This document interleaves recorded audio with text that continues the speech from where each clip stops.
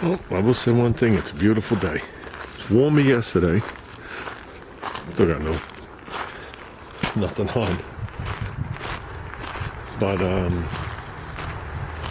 where we are right now, as you can see, there's no breeze, nothing's moving in the trees. It's pure sunshine. So it feels nice.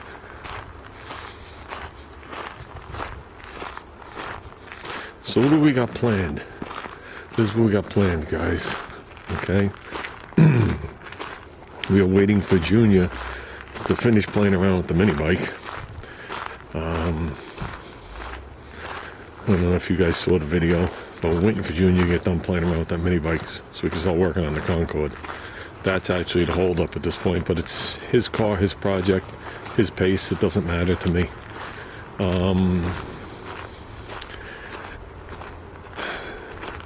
What he's doing is not, it's not counterproductive, because everything you see him doing, he's doing on his own. I'm not involved in that project. So he built the engine, you know. He did everything. He did the research, he did it all. Okay, what you guys didn't see in the video is that filming all is that head that we own. That, first of all, that engine's brand new. The one that was on there, he did his modifications. He tried the Mikuni with the barrel type, which I had on my Honda 250R. All sorts of problems. All sorts of problems. Could not tune that thing for nothing. And we found out everybody was having problems with it. They shouldn't be selling them for that application. Okay? The one he has now, I'll try and block the wind. Every once in a while you just get a little bit, you could see. The one he has now is a Mikuni flat blade. Okay, so it still goes up and down like the barrel, but it's a blade straight up and down. And supposedly, for his application, the way he was using it, there's some turbulence issues. I believe that without a doubt. I've been through turbulence issues working on Mitsubishi cars, with just the throttle body, and the injectors are nowhere near it. That if the throttle body was off just a hair up or down, it would cause a turbulence and a surge when you first gave it gas. The Galant I have is the perfect example of that. It doesn't do it because I corrected it, but that was where they started. So what you guys didn't see is that it's a brand new engine. He bought some stage something kit, and that kit came with a billet rod. It came with that flat top piston. He originally had a dish piston in it. It came with some kind of cam. I don't know what cam he chose. Springs and stuff like that. He ported the head. He also welded the head and reshaped the chamber into a heart-shaped chamber. Okay, and then smoothed it out and did what he had to do. So how much compression this thing has, I don't know. But I think it's going to be a lot more than he's even expecting. So I know he's got the 110 racing fuel to put in there at $10 a gallon. So we'll see how that works out. That is the 212, which I'm going to call it Harbor Freight motor. What else did he do? He bought one of those aftermarket flywheels, okay, because the other ones explode. Okay, we've been lucky so far. Let me reword it. Let me just say that, because when they let go, they let go. Okay, and they're supposedly only good for like 4,500 RPM. This one's rated for 9,000 RPM. I told him, if you start singing that motor like that down the block, or anything, I said, you're really going to get hurt. I said, so if that's your intentions, I said I would stop this project now. So with that, he wanted to put a new clutch on it. The bushing was wasted on the clutch. The clutch worked mint, but the bushing was wasted. So we went online and we found the company that sold the clutches, okay, with actually less teeth on them. Now my clutch on my blue bike has one less tooth on it. Okay, it's also a racing go-kart clutch is what it is. I think it engages way too soon for that, my engine. My engine's all upstairs. Okay, it doesn't have the bottom end torque. But my engine's also rated for 9,000 RPM. Okay, that's why you guys saw me at the drags. You know, it's hard to get me, the size of me, out of the hole. But once that thing started going, you heard me singing at the end. Okay? People, when you tell them the RPM, they yeah, okay. You guys got to understand, racing go-kart, back in the day, the flatheads, we were doing like 72, 7,300 RPM down the straights. And we're well past that on that motor. Okay? My one with the wheelie bars, 7,000, singing. But whatever. So, he's fully ported the head. He bought that other carburetor with that tube on it like that. That's the way it mounts. It mounts just like motorcycle carburetors used to mount. Now, is he going to leave the tube that long? He's not sure. Okay. Right now he is. He also has the original header that we built way back when, 18-inch, 3-stage header. With that, I gave him my silencer from my blue bike. I was running a 3-stage header with a silencer on it. And why was I running that? Because it just came on a motor that I bought. The motor that I'm running on the mini bike had a very short header on it, and it was curved to the side, and it was going to burn my leg. So I was like, okay, we'll use this one. The longer the header, the more downstairs you have coming out bottom end, coming out of the hole. Like if you're racing a go-kart, you put a long header on. They used to make them with a big arc in them. If you're doing a lot of like road course, and there is no real long straightaways. So when we were doing Jones Beach, which was in a parking lot, all coned off, we would put a long tube header on it. When we were out at the Hamptons, we would switch to a shorter tube header. Okay, now obviously you tune accordingly. So it's got the header on there. When he did the flywheel, he stuck with the same advance I had put on the last motor. Okay, because the guy gave him a choice of offset keyways to advance the timing. And he told the guy, the company, he told the company what offset we had, which I went back in my video and I remembered the offset. And the guy said, that's fine. Now bear in mind, I think I have a 70 thousandths offset. So 70 thousandths at the bottom is like this. I measured it as a 1/2 inch advance where the flywheel meets the coil. So you're talking about, you're moving it up quite a distance. And you wonder why he was snapping pull cords on the last motor when he did what he did. Now you know why. Also on my flathead, why I can't start it and it rips the pull cords out of my hands.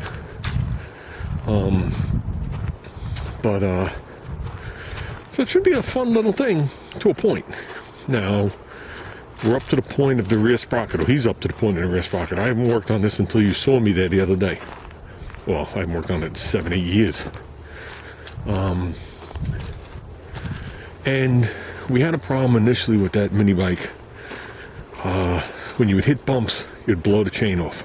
And it has rear suspension, the actual swing arm moves.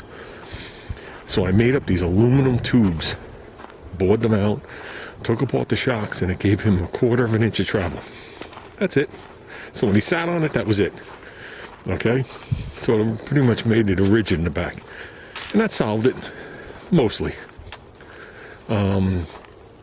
So what we did at this point is, he's getting a new sprocket for the back regardless. Okay? But I had him order an idler wheel, just like I used on my blue bike. It's a nicely machined sprocket. It's 2 inches or so. This thing's gonna be here forever. It's 2 inches, I think it is, on a nice bearing and the whole thing. And what you do is you just find like a midpoint or any point on the lower part of the chain. You mount it. Mine, I used a piece of threaded rod across, because remember, we built my bike in 3 days. But I showed him where to do it. I said, weld the bolt here, but make sure it's parallel. Okay, or 90 degrees, however you want to word it. Okay, and I says, fully threaded. And that'll allow us, because there's not going to be a lot of pressure on it. I said, but that'll allow us to move this gear back and forth. Because if you can get that idler gear, which is half distance, in perfect alignment with the rear sprocket, that chain ain't ever coming off. It doesn't come off from front to the clutch. It comes off from the clutch to the back. The chain's flopping around. It goes out of alignment because those smaller chains do that, they dance left to right. I said, but once you put that in there, okay, you not only eliminate the slop, I said, but you're in perfect alignment, and we could shim it back and forth, and his wheel can be turned this way. I said, we can get that dead on. Okay? Even if the motor to the clutch is off, the chain's not coming off. Because we had that problem with the blue bike. I don't know if you guys remember, I put the blue bike together, I took it out in the street, went straight methanol, the big tire, punched it, and I said to Junior, I said, there's no way we're going to the races like this. And I looked through all my stash, and I found a big sprocketed, small rim, and I put the slick on it. And I was like, sold. When I sit on that thing, if I sit on it hard enough, with the tire slightly lowered in pressure, I can make the sprocket hit the ground. So, but with that, we went out in the street. I gave it just a little whack. Okay. I said, we're good. And then I blew the chain off. I said, so we're not good. And I remembered I had the extra gear from doing the twin engine project. Threw it in the garage. We welded 2 nuts to the frame, got a piece of threaded rod, put it across, lined it up, went out in the street, punched it a couple times. We were good. I mixed up a little nitromethane, went out in the street, punched it, made it about 3 feet, and the chain exploded. And I was like, we're not good again. And then I ordered some racing go-kart chain, and we went out in the street, we punched it. I never went more than maybe 25 feet with that thing punched. And I said to him, obviously we're climbing the hill, I said to him, okay, we gotta go. It was the next day, it was at night. I said, we gotta go. Gotta have this thing ready. We played with it some more. I fouled the plug, loaded it in the car, went and bought plugs. And when I pulled up there, I pulled it out and I started working on it. Whew. I just ate lunch. I always just eat when I get here. I don't think it's the eating. I think it's the push-ups. If you really want my honest opinion. I do my push-ups in the morning. Then I eat and I come here. And it's the tightness in my chest. Because I went from 10 push-ups to whatever. Then I was doing 40, all within days. I was doing 40, then I made it 5 sets of 10. Then I made it 5 sets of 20. Okay. Then I made it 5 sets of 25. Okay. Then I made it 5 sets of 30. Okay, but only like a minute in between. Just to let the blood flow. Then I increased it to, whatchamacallit, whatever. But to make a long story short, now it's 100 in a row. And after 100 in a row, your chest does tighten up. And I still think that's what it is. I can't get the full airing. So I'm thinking maybe it's the walk and then the push-ups now. Or what it's gonna be the push-ups, me going to work, and then doing the walk. So I think I'll be better. But what was I gonna say? Yeah, so when we got to the drag races that day, when nobody did see, was I pulled up, unloaded, I opened up the truck, pulled out Junior's bike, set him up, pulled out my bike, put it right up on that little standy wooden thing I had, and I started working on it. And we got there a little late. It hadn't started, but we got there a little late. And the guy goes, are you ready to go? I said, yeah. He goes, well, you're working on it. I said, give me 2 minutes. I said, I fouled the plug. Let me just get a plug in here and we'll be good to go. Okay. And that's when I put the fuel in, put the plug in. Junior fired it for me because it takes 2 people. You cannot do that thing on, but there's no way you can fire that thing by yourself. Between the kickback and it want to rip it out of your hands, if you take your hand and put it on the throttle, bike will be gone when it fires if the pull cord doesn't come off and smack you in the face. So you need somebody to hold the brake and do the throttle. You need somebody willing, willing to hold that pull cord on and pull it, knowing that thing's going to kick back and there's a good chance you can have bruises on your hands and your wrists when it does it. So Yeah, and if the plug is fouled and you try and do it, and it finally decides to fire and it kicks back and tries to run backwards, you're definitely leaving there with a bruised wrist. Been there. That's why I stopped pulling it. But yeah, there were parts of the event where I didn't turn the mini bike off. We had meetings, things running. Can you turn it off? Nope. Because I'm not even going to attempt to restart it. So, and at the end, another thing you guys never saw was I went into all the eliminations, semifinals, and finals just making a loop. I would get to the end and come back, and they'd line me right back up. And there wasn't anybody waiting. There was just a person waiting for me. So I did the last 4 passes back to back to back. And that's when I found out that I had too much oil in the engine. Because it was spitting out the breather. My back was covered with oil. Because I ran the little tube up underneath the seat. I didn't know where to put it. And I never thought anything would ever come out of it. And then I went to check the oil and it just flowed out. Because the oil had heated up and I had too much in it. I was like, ah. But whatever. It didn't do any damage. So. But, yeah, the mini bike racing days are over for many reasons. I'm glad it's gone for safety reasons. Got it out of me, even though I'd be the lightest I'd ever be on it. My intentions were never to ride that blue bike.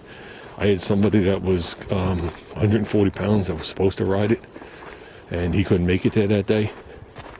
So that first trip you see me go down, where I line up with the guy, and I ride on the video flathead against overhead, and he waves the flag, but he's not in front of us, and I stop and I'm waving my arms. All I'm saying to him is, stand in front of me so I know when to go. And that race, that was the first time that bike was ever nailed to speed with me on it. And probably the first time that motor was ever up to speed since it was overhauled by the person I bought it from. You know what I mean? That was an outlaw motor for a go-kart, is what it was. With the big Tilston carburetor on there and the whole whatever on it. So that's why you hear Junior cheer, because we had only a couple days to build it. We decided, let's take it. Come on, let's go. Because he never wanted me to put that motor on a mini bike. He thought that would be the end of me. Knowing that sometimes, I lose touch with reality. Even though I have massive fear of going that fast on hand truck tires. Yeah, he was always afraid when I took off driving something. Always, you could hear it in the comments. Yeah. But when he saw me take off, I mean, bear in mind, it was 90 degrees. I was wearing my Carhartt. And I can tell you how hot I was. I had nothing else to protect me in case I fell. You know, you look at that video, you think it's winter. It was far from winter, guys. But when he saw me, I didn't even pick my legs up. If you watch, my shoes are dragging on the ground. When he saw me take off and he heard that motor sing, and I beat the guy. I annihilated the guy. Not out of the hole, but within X amount of feet. I hit the power band on that thing, and it just kept pulling. You hear, yeah! And I thought I would have never heard that from him. But, yeah, good day. That was the last mini bike race, because the guy that was with the flag man, he actually moved. And the reason he didn't race that day was his mini bike was there. It was on the back of his car, back of his hot rod. He exploded it less than a week before tuning it. They were playing with something. I don't know what they were playing with. He never told me. I don't know if it was fuels. I don't know if it was a different cam. I don't know what he was playing with. And that thing was fast. No way. He would have won the event.